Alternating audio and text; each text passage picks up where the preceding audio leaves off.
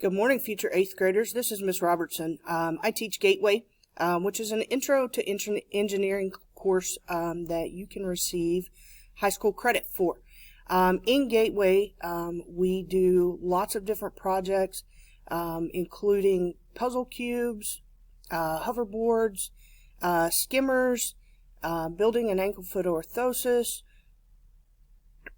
working with VEX kits, which is we'll be building robots, and hopefully end of the year project we'll build a dragster that you guys can race in the hallways here at Young.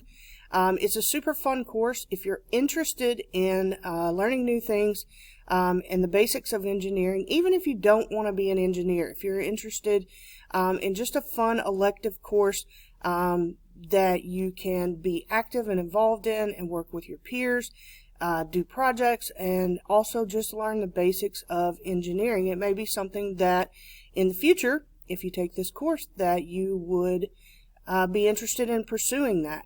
I'm really excited about the opportunity to have more Gateway students in class. So if you have questions or you're interested, please talk to your counselors. You're welcome to come and talk to me. I'm in room 301, and I'm always available by email and by or just coming by and visiting with me.